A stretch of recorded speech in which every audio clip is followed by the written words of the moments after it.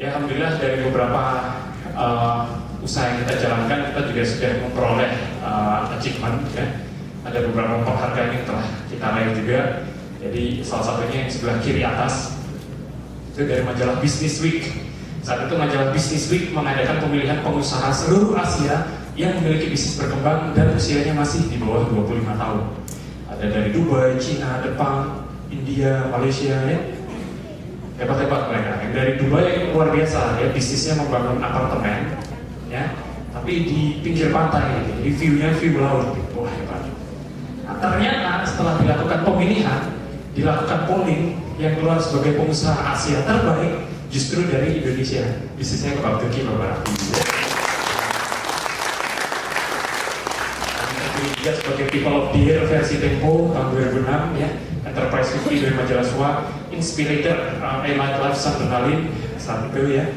Kemudian dari bisnis Indonesia kita terpilih sebagai Young Entrepreneur Awards dari Kontan untuk Jawara Entrepreneur. Dari Bank Mandiri mereka punya program Wirausaha Muda Mandiri dan kami terpilih sebagai juara pertama ya, yang terbaru Asia Pacific Entrepreneurship Award tahun 2008. Jadi ini saat kami terpilih sebagai Indonesia Franchiser of the Year tahun 2008, dan ternyata tahun 2009 kita juga memperoleh yang sama untuk kategori Best Marketing. Ini saat kami terpilih sebagai terbaik pertama Wirausaha Muda Mandiri dari Bank Mandiri ya. Ini saya, ini MC-nya Dian Sastro, mantan saya, mantan majikan ya. Dian Sastro yang memilih jadi MC-nya, saya jadi juara 1, juara 2-nya Sabtuari Sugiarto dari Jogja. Teman saya juga, sahabat saya, dia punya usaha kadang digital. Jadi bisa bikin MOOC, terus bisa dikasih foto. Foto kita sama kucing kita di rumah dipasang di MOOC, bisa ya. Menarik ternyata. Ini survei terbaru bulan Agustus dari majalah bisnis, majalah SWA untuk The Best Franchise to Invest tahun 2009. Jadi ada beberapa perusahaan franchise yang masuk ke Indonesia. Ini berdasarkan ranking, ada McDonald's, KFC, Chico Donuts, Starbucks ya. Nah, ternyata nomor 8-nya Coba Turki Babrafi. Yang di bawahnya ada Pizza Hut, Burger King, ILP, Coffee Bean dan sebagainya. Nah, ternyata Coba Turki Babrafi mengalahkan Pizza Hut gitu ya. Tepuk tangan dong. Boleh ya.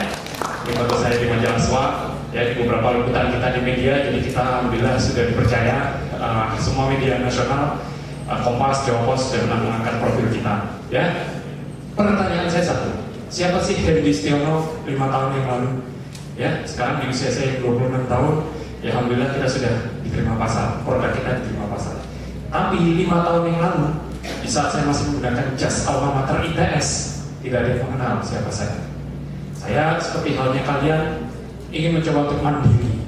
Saat itu saya ingin mencoba untuk bisa memiliki usaha sendiri. Jadi berbekal pengalaman saya mengunjungi orang tua saya. Jadi keluarga saya tidak ada dalam usaha. Ibu saya adalah seorang guru, ayah saya adalah seorang TKI yang kebetulan beliau kerja di Qatar. Jadi saya mengunjungi beliau di Qatar, lihat kebab di sana, ya. Terus saya cobain, cocok sama rasanya, akhirnya saya mulailah outlet gerobak saya yang pertama. Itu semua proses. Banyak teman-teman saya yang mencemooh, banyak bahkan keluarga saya pun mencemooh. Wah, lihat tuh saya dikasih betul kuliahnya di ITS tapi jualannya hanya seperti itu. Saya kuliah termasuk di Surabaya, universitas favorit. Tapi ternyata teman-teman saya mereka akhirnya pada lulus kuliah gitu ya, karena fokus sama kuliahnya. Saya karena sudah jadi bakul kebab, jualan kebab, terpaksa harus lolos duluan. Istilahnya sebelum di DO ya, drop out, saya memutuskan untuk ODW gitu ya. Jadi bakul kebab gitu ya. Jadi alhamdulillah, prinsip saya adalah untuk menambah manfaat. Di usia saya 20 tahun, 26 tahun, saat ini saya sudah mempekerjakan 1.000 orang karyawan, saya sudah buka 500 gerai, ya. Dan tahun ini kita terpilih sebagai, ya, belum selesai. Kita terpilih sebagai finalis Ernst & Young Entrepreneur of the Year. Tema saya satu, bagaimana caranya membuat bisnis kreatif berbasis UKM dan bisa di-franchise-kan. Kalian di sini teman-teman semua generasi muda ya, meng-create sebuah bisnis kreatif, bisnis-bisnis yang unik, tapi gimana caranya bisa dikembangkan? Nah, salah satu caranya adalah dengan di-franchise-kan. Ini akan saya share kepada teman-teman semua. Ya, jadi bisnis kreatif itu apa sih? ada produknya, ada cara jualannya. Kalau saran saya nggak usah dilihat slide-nya, ya. Nanti dibaca di rumah aja karena sudah banyak yang berbeda, sudah saya banyak, ya. Jadi kalau produknya bagus plus kreatif cara jualannya, maka pasti laku. Ini bisnis kreatif. Kalian punya produk bagus dan kemasannya menarik, marketingnya menarik, itu baru laku. Ya, contohnya laundry yang lagi populer sekarang, laundry apa sih? Kiloan, ya. Di daerah-daerah kampus banyak laundry kiloan, ya. Harganya dulu 7.000 per kilo, sekarang sudah 2.000 rupiah, ya. Gila, ya. Gimana bisa bersaing? Susah. Kalian bikin laundry, ya kan, yang hobinya ubah-ubah, ya. Bisa laundry gram-graman, gitu ya. Kaos kaki 100 rupiah, celana dalam 200 rupiah. Ya. Ternyata bisa, sesuatu yang kemasannya menarik, kreatif bisa. Pertama di Indonesia laundry gram-graman. Ya kan?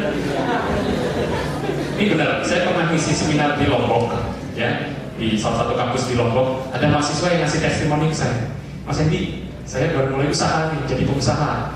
Wah, selamat, hebat. Usahamu apa? Dia bilang, saya jualan voucher handphone, Mas. Wah, hebat. Kiosnya di mana? Saya tanya. Kamu buka kios di mana? Dia bilang, wah, saya masih mahasiswa, Mas. Kalau saya harus sewa stand, sewa kios, gak kuat saya bayar sewanya. Nah, terus cara menjualan gimana? Dia jawab, wah, gampang, Mas. Saya cuma bikin rompi gitu ya. Dia bikin rompi, jaket, di belakangnya dikasih tulisan, mau beli voucher silahkan colek saya. Nah, sama teman-temannya dikerjain di tahun dan dua beli voucher gitu ya. Ya, kalian misalkan sering naik motor kan, pakai jaket tuh, kalau naik motor ya, bikin tulisan di belakang, mau beli voucher silahkan tabrak saya. Ya, gitu ya. Nah, ini Sabtu Resijarto dari Jogja, teman saya ya, sama-sama lucunya ya. Jadi dia bikin book, bisa dikasih foto gitu. Jadi kalau zaman saya dulu, saya mau nembak pacar saya, ya kan, saya kasih bunga, saya kasih coklat gitu, saya senang. Nah, sekarang kalau nembak, wah udah beda, dikasih book gitu. Kasih book tapi ada fotonya berdua, dikasih tulisan I love you. Begitu dikasih langsung ceweknya nangis terharu. Ya.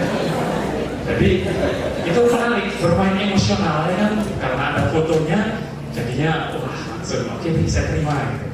Tapi begitu ditolak tidak ketahuan, dikasih muk, kalau ditolak ya didengarin aja ada suara piar, ditolak. Ya, ini Sabtu Resijarto. Ini juga dari Jogja, Firman Syah, anak UGM angkatan 2000, kumlot, IPK-nya 4, ada 3, sekian ya. Dia jualan singkong namanya Telacres, punya cabang 1.200 cabang. Gila. Karena dia jualannya singkong ya, bagi Firman ya, hidup adalah perteloan. Jualannya singkong, jadi bagi dia hidupnya adalah teloan gitu ya. Tapi gila, outletnya ada 1.200. Jualan singkong franchise-nya cuma 3 jutaan, wah langsung merakyat gitu ya. Ini bakso kepala sapi.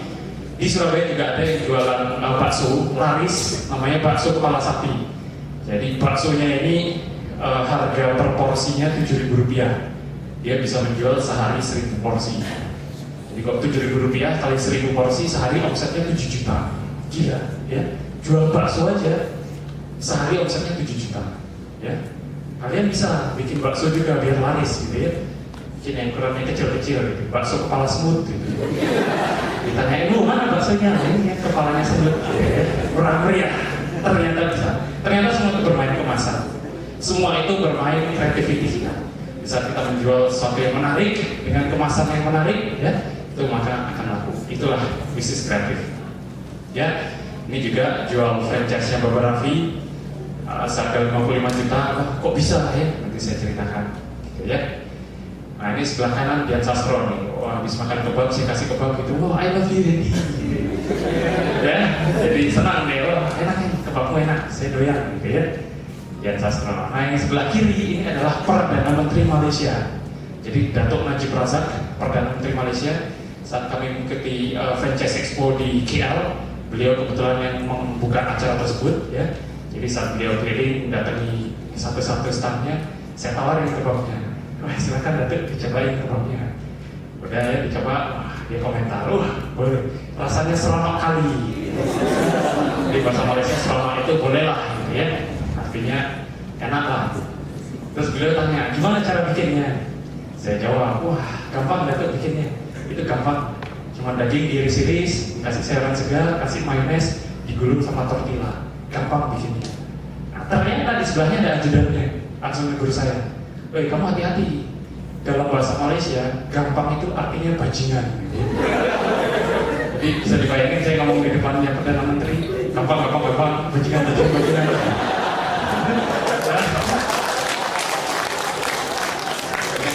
Politik saat itu ya. Jadi gimana sih caranya menjual dengan kreatif ya? Menjual dengan kreatif itu harus kita membuat sesuatu yang penuh shocking dengan kata-kata yang unik ya. Nama usahanya harus menarik, harus unik ya, atau menarik perhatian ya. Ada pilihan-pilihan, misalnya kalian buka usaha rental VCD, kan banyak tuh yang original sampai bajakan kan banyak ya. Kalian kalau rental gitu kan biasanya promonya sewa 5 CD terus gratisnya 1 CD kan gitu ya. Kalian bisa juga usaha buka rental VCD tapi promonya dibalik, sewa 1 CD gratisnya yang 5 CD. Besoknya tutup bangkrut. Atau bikin banner gede, wah kayak gini, bannernya gede, pasang di depannya rental VCD. Ada tulisannya maaf tidak menyewakan VCD porno. Wah, ya kesannya bagus. Di bawahnya ada tulisan kecil, tapi ada DVD porno ya. Gambar video sama di wall gitu ya. Satpol PP datang ya. Nah, jadi kata-kata ini kan jangan ketawa orang langsung mengingat terus nantinya ya. Ini contoh, ini Satpol Sugiarto, dia pasang iklan gede digital, dipasang di koran KL, koran di Jogja. Tulisannya gini, ada muk hitam segede gajah buat dicetak foto kamu. Nah, ada kompetitornya dia, jualannya sama, tapi iklannya kayak gini. Ke daerah jelas, melayani pembuatan muk, pinjam payung dan sebagainya. Ya, nah yang dijual sama muk ya, tapi mana yang lebih menarik? Yang sebelah kiri atau yang sebelah kanan? Sebelah kiri, hanya bermain kata-kata saja. Ya, contoh lain ya, contoh lain. Ini ada nih, bank apa ya? Menyiapkan dana cepat untuk semua kebutuhan Anda dengan agungan BPKB. Hubungi Bank Toib. Ya. Nah, tapi ada juga yang sama, gadai-gadai gitu juga, tapi dia pasang iklan gitu. BPKB Anda ingin pintar, sekolahkan saja. Ya, BPKB yang mau pintar itu disekolahkan saja, jadi duit. Nah, ya. Ternyata hanya dengan bermain kata-kata, unsur emosional saja sudah bisa menghasilkan kreativitas, sudah bisa menghasilkan duit. Ya, ini saat saya menjadi cover salah satu majalah bisnis, saya dan Satwari ya, karena badannya sama-sama berbobot ya, jadinya duo berbobot. Jadi saya diundang di beberapa kampus, di banyak kampus buat sharing motivasi ke teman-teman ya, ribuan ya. Kalau sini kan ribuan ya, di sana ribuan beneran gitu ya. Jadi luar biasa ya. Pertanyaan saya satu, kalian mau buka usaha, kok cuma mau rugi? Mending tutup saja. Jadi kalian kalau membuka usaha hanya untuk iseng-iseng saja, ya, tidak diseriusi, mending tutup aja. Kenapa? Tahukah Anda, usaha yang buka dalam 1 tahun ini data riset beneran, 80% gagal pada 5 tahun pertama. Ternyata kalian buka usaha, 80%-nya gagal karena gagal mengelola, tidak menghasilkan uang atau tidak ada perencanaan bisnis. Tetapi yang 20% berhasil pada 5 tahun berikutnya, tapi hanya 20% lagi yang bertahan hingga tahun ke-10. Ya, ini data beneran. Jadi kalian punya bisnis call bisa bertahan sampai 5 tahun berikutnya, salut. Ya. Untuk menjadi seorang successful entrepreneur harus memiliki semua sifat-sifat ini. Jadi passionate, kreatif, dedication, belief, and grateful. Jadi kalian harus passion terhadap bisnisnya. Kalau hobinya makan, kayak saya ya buka usaha makanan. Makanannya nggak laku, kebabnya ya saya makan sendiri. Lama-lama tambah langsing kan gitu ya. Yang hobinya tidur, tadi yang hobinya tidur, bisa buka jualan kasur ya. Tidur dan passion, kita suka mengerjakan sesuatu. Ya dong Mas Singgi, ya dong Mbak Nancy, hobi gambar, pinter desain, wah atraktif, desain, menarik ya, salut. Yang kedua kreatif, harus ada unsur kreativitas. Gak bisa kita hanya bikin produk enak, kita jual makanan enak doang, tapi gak menarik kemasan jualnya. Karena jual makanan pun harus ada unsur kreativitas. Zaman sekarang, ya. Dedication yang baik, belief. Kita kita harus believe, kita harus percaya bahwa bisnis yang kita jalankan pasti bakal sukses, pasti akan berhasil. Kita harus percaya. Banyak kan kita baru mulai usaha, terus didorongin temannya, wah kamu nggak bakal jadi pengusaha, balunganmu, balun itu kan tulang, balunganmu bukan balungan pengusaha, pasti bangkrut, mentalnya drop langsung. Wah iya, ya. Kalian harus percaya bahwa pasti akan sukses. Ya, sudah. Kemudian grateful, bersyukur. Berapapun yang diterima hasilnya, berapapun kalian harus bersyukur. Untungnya 1 juta, untungnya 5 juta, untungnya 10 juta per bulan, harus disyukuri. Oke ya. Tadi saya udah cerita gimana caranya bikin bisnis, cari ide bisnis yang kreatif. Berikutnya kalian harus mengubah dari traditional management, ya, yang awalnya kalian tentu mengontrol sendiri, menjalankan sendiri proses tersebut, harus dikonversi dan diubah menjadi professional management. Ya, nah, caranya gimana? Learn something new every day. Harus belajar terus, ikut seminar, ikut workshop, bergaul dengan orang-orang yang hebat. Saya di Kadin bersama Mas Andi Uno, ya, saya juga sebagai wakil ketua Komite Tetap Pengembangan Kewirausahaan. Jadi saya banyak bergaul dengan teman-teman di lingkungan Kadin, yang mereka bisnisnya wah gila ya, sudah bumi dan langit. Tapi di saat saya bergaul dengan mereka, mendapatkan ilmu baru, di situ saya aplikasikan di bisnis saya. Ya, jadi learn something new every day. Yang kedua, the bigger the opponent, the greater the hero. Jadi kalian kalau mulai bisnis, ya, ternyata usahanya maju dan kemudian ada kompetitor, ya, itu jangan disalahkan. Ya, itulah dunia usaha. Kita buka usaha digital printing di Depok, di UI, ternyata laris. Ya, jangan salahkan kalau di depannya ada yang buka usaha yang sama. Yang harus kalian lakukan adalah terus belajar. Anggap kompetitor itu sebagai vitamin, itu sebagai penyemangat, dan kalian harus menunjukkan, wah, saya harus lebih baik dibandingkan yang lain. Di saat kalian sudah menunjukkan posisi tersebut, ya, kalian sudah menunjukkan kalian yang terbaik, inovasi-inovasi dan kreativitas akan terus keluar. Jadi penting adanya kompetitor. Ya. Yang ketiga, put a great team behind you. Jadi di tim manajemen kami ada sekitar 200-an orang. Mereka kebanyakan lulusan S1 dan S2 dari perguruan tinggi favorit, gitu ya. Kita juga ada memperkerjakan orang bule juga, ada orang Polandia di kantor kita. Ya, jadi bukan TKI aja yang kita ekspor keluar, TKI kita kirim ke sini, ya. Raise your standard, naikkan terus standar kalian. Jadi kalian sudah mengachieve satu posisi tertentu, misalnya mau buka 10 cabang, sudah tercapai, gitu ya. Ya harus dinaikkan 20 cabang, 30 cabang, dan seterusnya, ya. Dan yang terakhir, bikin bisnis yang bankable. Jadi bisnis yang mau berkembang.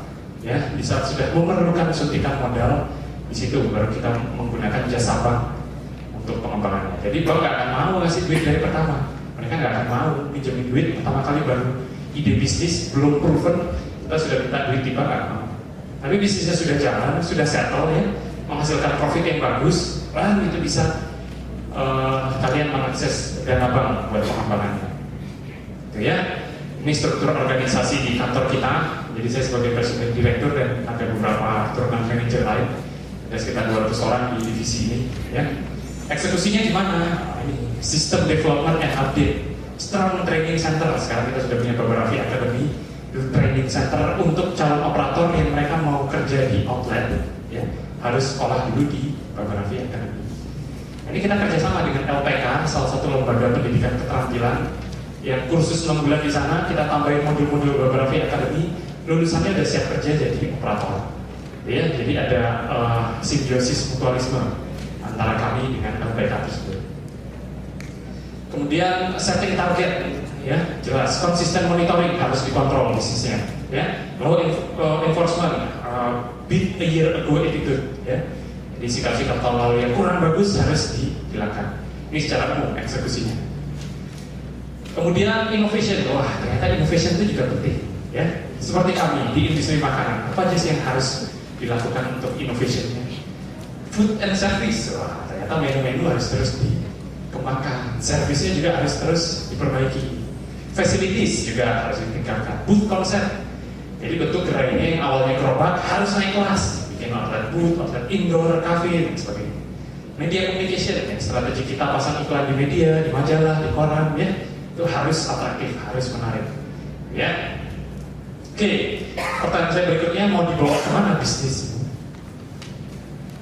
Ya, mau masuk yang 20% yang lolos 10 tahun dan terus berkembang ke bisnis-bisnis lainnya, atau menyerah di tahap pertama dan lebih baik tutup saja. Nah, pilih yang mana? Yang pertama atau yang kedua? Pertama ya. Nah, bola liar ada di tanganmu ya. Ya. Oke, berikutnya gimana sih caranya membuat faktor kali? Jadi kalau tadi saya sudah cerita jual punya warung bakso ya, warung bakso yang kalau omsetnya itu lagi bagus, tapi kalau omsetnya biasa-biasa saja dengan keuntungan per bulan 5 juta per bulan gitu ya. Untuknya satu warung bakso 5 juta per bulan. Nah, kalian kalikan kalau misalnya membuka 10 cabang. 5 juta kali 10 cabang. Wah, untungku sebulan bisa 50 juta. Lumayan. Kalau saya buka lagi, saya franchise kan punya 100 cabang. 5 juta kali 100 cabang. Ya kan sebulan jadi berapa? Wah, gila ya.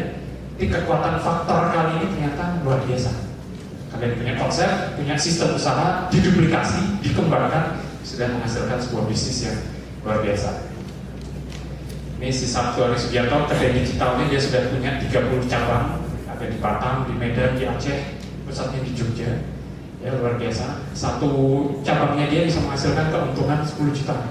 Lumayan, jual mug gini aja, pelan-pelan banyak mug ya. Itu untungnya 1 bulan 10 juta. 10 juta dia punya 30 cabang, ada 300 juta sebulan ya. Gila.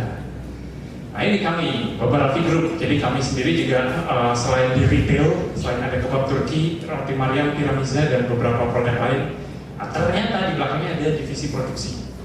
Kita memiliki training center, beberapa academy, ada bread factory, itu pabrik pengolahan roti, ya, meat processing juga pengolahan daging dan special order untuk catering. Dan ada international division yang sudah kita mulai di Malaysia. Ya, jadi kita mencoba untuk membuat struktur yang lebih besar berdasarkan grup bisnis. Nah, impiannya ingin menjadi seperti ini, seperti para grup.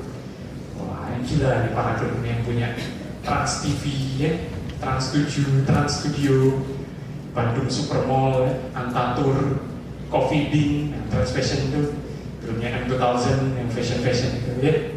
Terus bank mereka juga punya Bank Mega Capital, Bank Mega Syariah. Wah, gila lah pokoknya bisnisnya. Kita bermimpi suatu saat kita harus punya konglomerasi bisnis ya yang seperti ini ya. Kalau di industri makanan misalnya beberapa outletnya baru 500 cabang. Nah, McDonald's dia sudah mengoperasikan 31.000 outlet di 120 negara.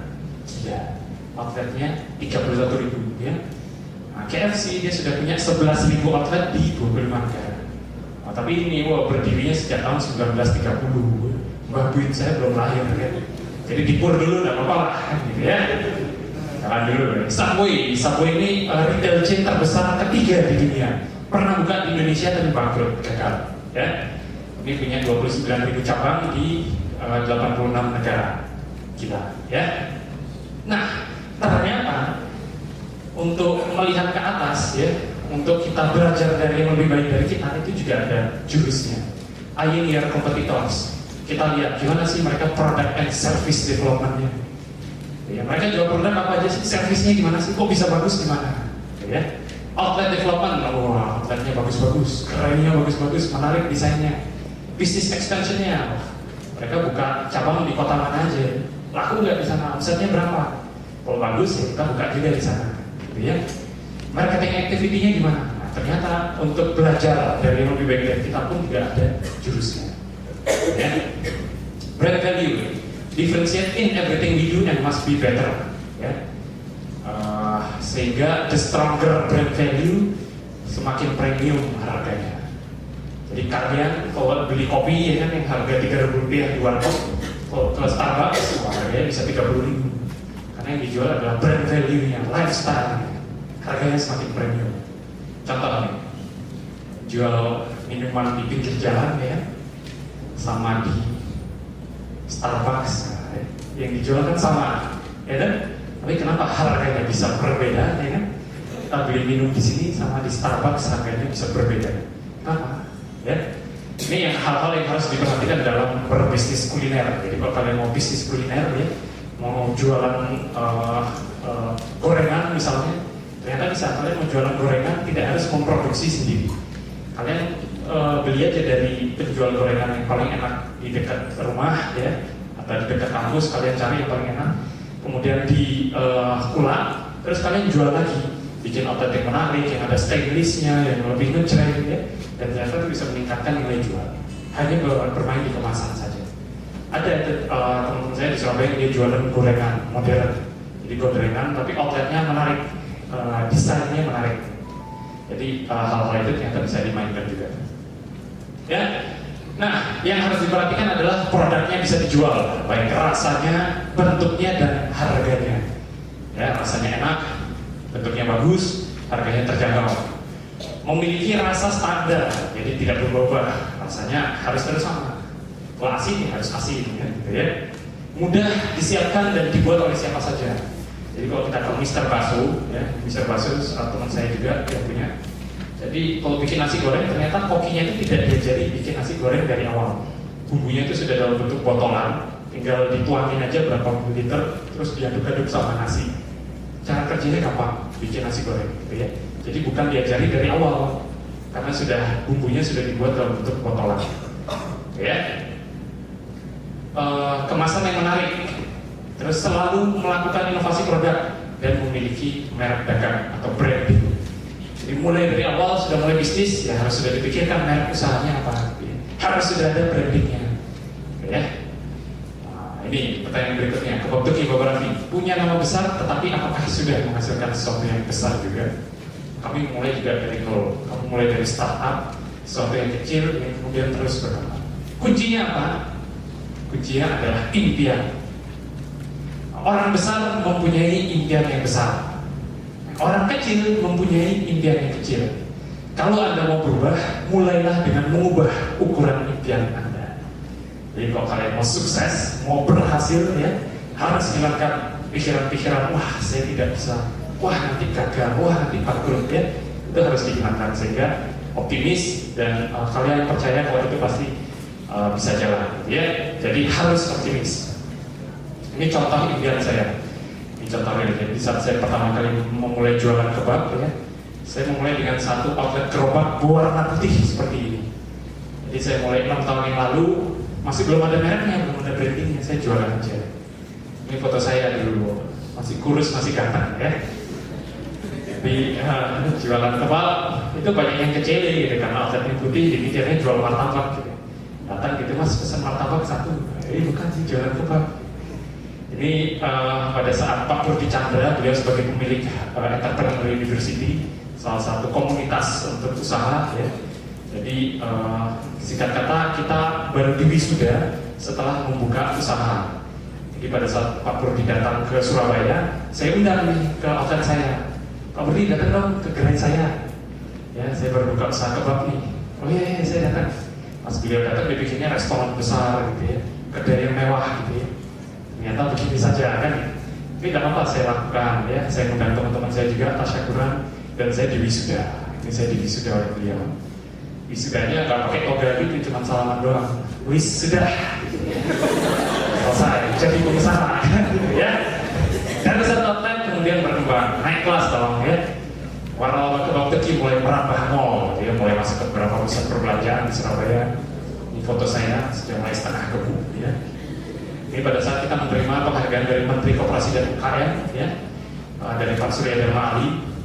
Saat itu yang menerima ada pengusaha kaliber yang lain, Bob Sadino, Hermian, ya, Safir Senduk, ya, Pak Purdi Chandra juga. Jadi kalau di sini saya menerima penghargaan, kalau di sini saya diwisuda oleh Pak Purdi, ya. Nah, di sini saya menerima penghargaan satu panggung dengan Pak Purdi, ya. Tepuk tangannya dong. Ya, naik kelas, UKM naik kelas, boleh lah. Ini pas kita terpilih sebagai tokoh pilihan versi Tempo, 10 orang yang mengubah Indonesia. Ada Suster Aung dan sebagainya ya. Ada tanduknya saat itu. Ini pas kita terpilih sebagai jawara entrepreneur, menebar jejaring gerai kebab hingga negeri jiran. Ini pas kita terpilih sebagai Asia Pacific Entrepreneurship Award ya, tahun 2008. Entrepreneur of the Year-nya tadi Mas Sandiaga Uno. Kemudian ada Dr. Marta Tilaar, ada Dr. Insinyur Ciputra ya. Terus beberapa perusahaan lain yang terima seperti Adira, Elnusa, Excel Komindo, Rekayasa Industri, Santika, besar-besar. Ternyata ada satu perusahaan kecil dari Surabaya juga dapat PT Bawang Raffi Indonesia. Ayo tepuk tangan dong.